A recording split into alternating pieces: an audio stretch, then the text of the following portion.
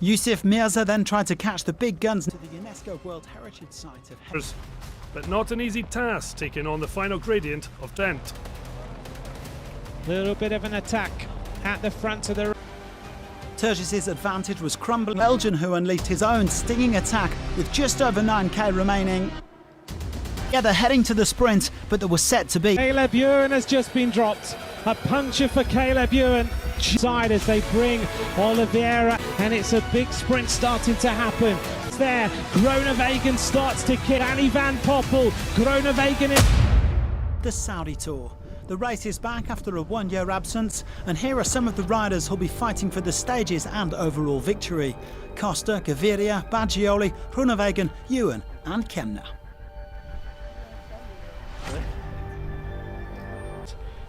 So yeah, you know, it's exciting to start with like a bit, you know, with the. It's difficult to know your performance because you really don't know.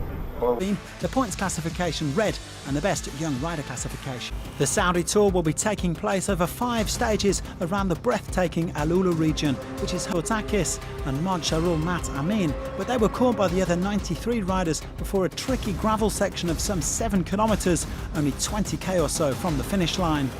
There was plenty of tension in the bunch for this pinch point, and it had unfortunate consequences for one of the big overall contenders, Andrea Baggioli. Oh, there's a big crash and a rider hitting the deck. In the end, the Italian only suffered minor injuries to his elbow, but he lost almost 20 minutes.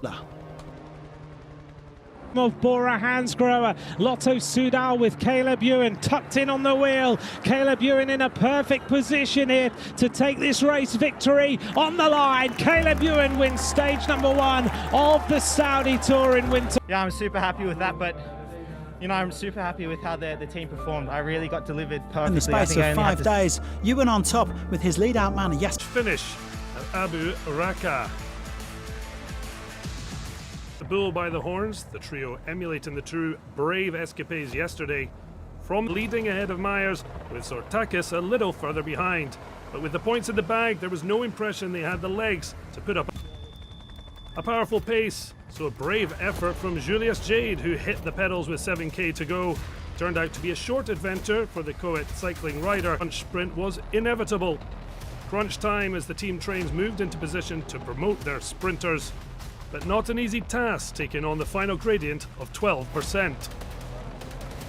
Little bit of an attack at the front of the race now for Bahrain Victorious as they start to up the tempo just a little bit. A number of Rago, but also Andrea Baggioli making a move. The quick-step rider hunting a first win in almost a year. Os couldn't manage to maintain as he cracked, so it was a 2-0 for the line. Buitrago kicks hard now for Bahrain Victorious. Baggioli tries to go with him after yesterday, but it looks like it is going to be Santiago Buitrago who is kicking his way clear at the front of the race. It's going to be a win on stage number 2 for the team of Bahrain Victorious. Victorious this year, a perfect way to kick off 2022.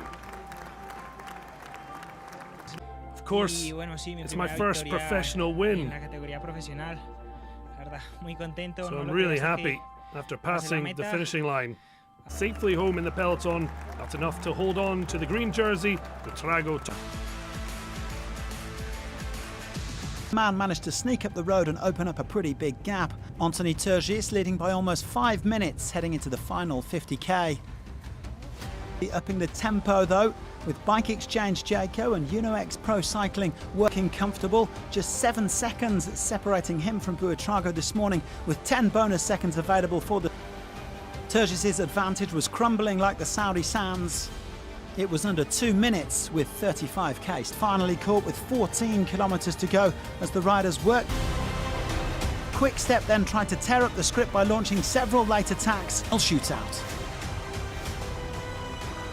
The town of Al Ula, who are sponsors of the team. Also making his way forward is Van Poppel on the line. Did he win? Groenewegen, that is, who probably gave his DS a bit of a... That's his 57th career victory and the first since last August. So it was also a good day. And yeah, today yeah, it's really amazing and good for morale that we can take the victory. It's a nice start for the team and also for me. To force those late splits yesterday, Andrea Baggioli with 4 teammates in support. Young Belgian climber Maxime van Hils had also made it across and was set to recover the green jersey from Buitrago. He began the day just 17 down for Baggioli, while Bahrain Victorious was scrambling desperately to drag the green jersey group back across. But the Italian couldn't shake off his fellow 22-year-old Van Hils. And on the contrary, it was the Belgian who unleashed his own stinging attack with just over 9k remaining. Able to catch Van Hils.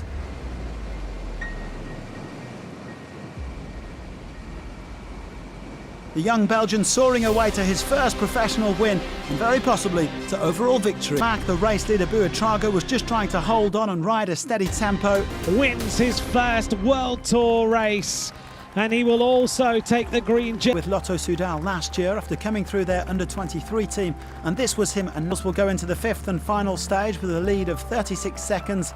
He's followed by Buitrago and Costa.